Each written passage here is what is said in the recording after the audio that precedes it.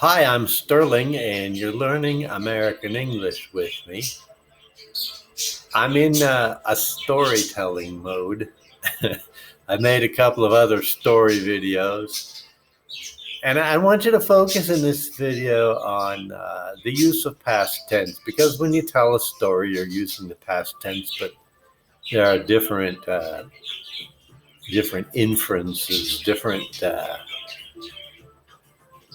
different meanings of the past that we express with different forms of past tense. The interesting thing to me is that you express yourself with these same forms of past tense, which have similar names in Spanish and in English. And for me, that's what made learning my continuing quest to learn Spanish.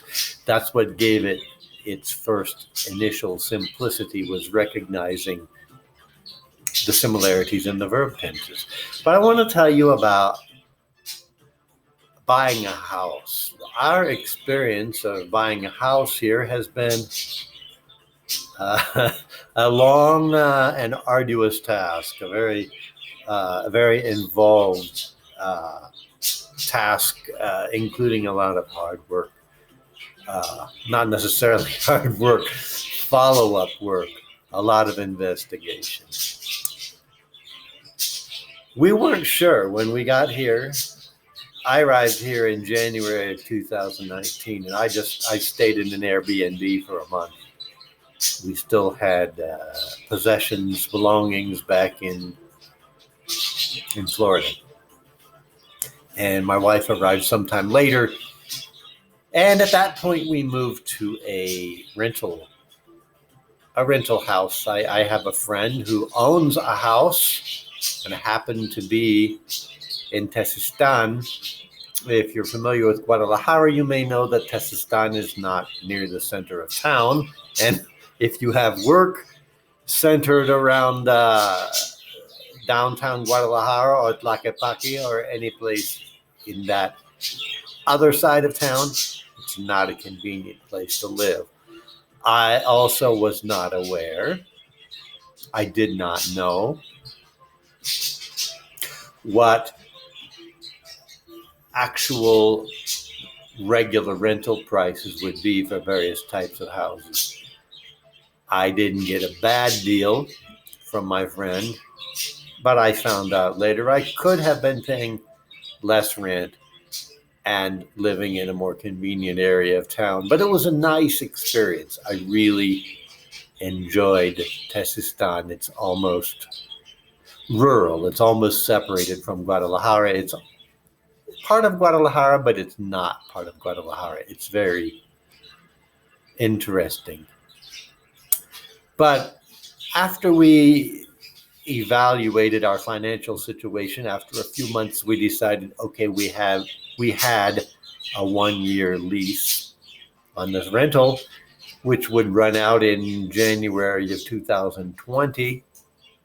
And so we decided it would be a good time to start looking around June, maybe May or June of 2019. We already were looking at used houses. We were looking at new houses in colonias like the one where we live.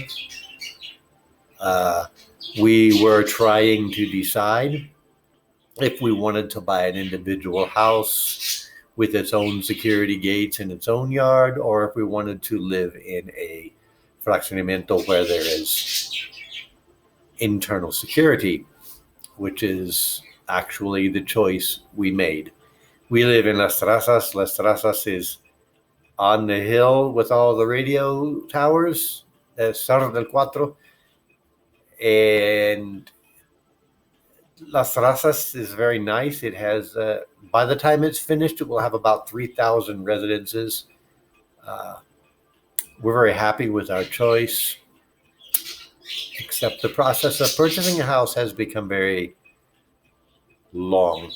It has become very drawn out. It has been plagued with delays. It has been slow. We decided to just purchase the house completely We had cash from the sale of our previous house in Florida, which was completely paid for. And we really had no credit with any bank in Mexico at the time. So we made the decision to purchase a house completely. If I had to repeat the process, if I could repeat the process, I think I would not completely pay for the house until the house is terminated. However, this is very much more common practice in Mexico, the pre-sale of condominium type houses. And so, yeah, we paid 100% for the house before even they had broken ground on the house. So we finished paying in October. I think they just were starting the construction in October. And at that time, the company we were buying it from advised us, it will probably be finished in the winter. So we thought, that's wonderful. Our lease terminates in January. That sounds perfect. Well, when the end of January rolled around, we needed another month. So I paid one more month of rent in our house in Tezistan. And then I asked our sales agent, hey, what's the possibility of finding a less expensive rental house near where our new house is, inside of the same colonia, so we can check on it, so we can check on the progress. And that's what we did, because we are renting a house that belongs to him. We helped him to complete the kitchen. We actually paid for the kitchen, for the completion of the kitchen, which actually served as our rent payment for staying here until our other house is terminated.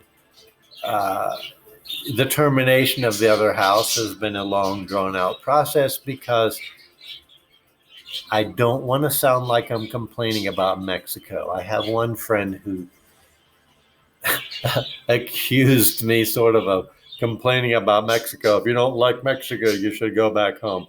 You have to accept that in Mexico, things happen a little bit slower, and when people promise a date, they don't really mean that's the date that they can deliver. And so our completion date has been never actually promised, but it has continued to be extended into the future. We are currently almost 8 weeks past the date of our closure. We were told at the closing meeting, which is called the escritura, we were told, it never takes more than 8 weeks to finish a house once the title is in your name. Tuesday will be 8 weeks. We were in the house looking yesterday. I was very happy to see there were 5 people in the house working very hard. One was pulling electrical wires, one was finishing the walls, one was installing bathroom appliances, installing a toilet and a sink, and another one was painting. So it looks like finally we're on our way. And my estimate is, because we have not been given an actual delivery date, my judgment is based upon my observation. I think if they have continued to employ 4 people to work in the house full time, in 2 weeks, possibly it could be finished. The question is, will they have 4 or 5 people available to be working on the house for the next 2 weeks? One thing that I did is I wrote an email to the company a few days ago, telling them that I was a little unhappy about having spent my life savings basically on the purchase of a house 9 months ago, and I'm still waiting on it. But I don't know if that had some influence on lighting a fire under the workers. I'm inspiring the workers to get started, or inspiring the work supervisor to assign people to the house. I don't know. It does appear they're working on it. And we're going to be very happy, because the great thing about this house is the location. On Cerro del Cuatro is like the highest elevation in all of Guadalajara. It's like an extinct volcano. The volcano last erupted like 220,000 years ago.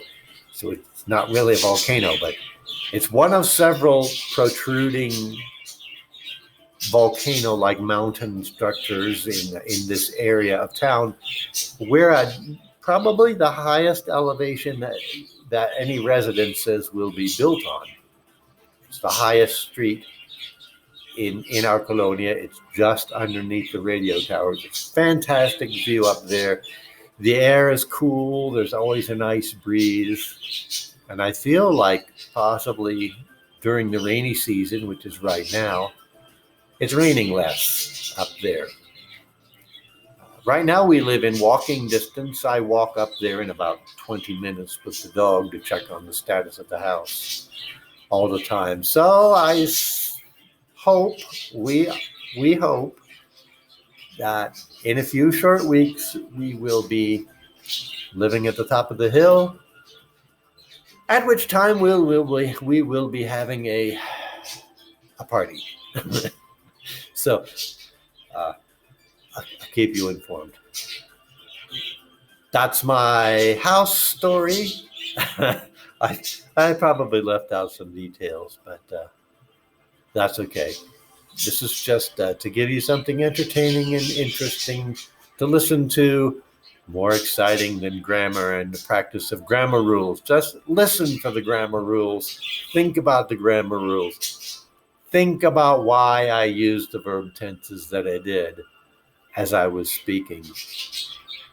I didn't think about them very much because this is my natural language. I'm just speaking. So anyway, if you like my style, please subscribe to my channel. I have some more educational videos in English to help you grasp grammatical rules, to help you relate English to your own language, etc., etc. So thanks for listening. Please subscribe. Click the subscribe button underneath here. Add yourself to my subscription list, and you'll be notified every time I produce a new video, which could be a boring grammar video, or it could be just let's talk kind of a video. So, all right. Thanks for following, and I'll talk to you all in the next video. Bye-bye.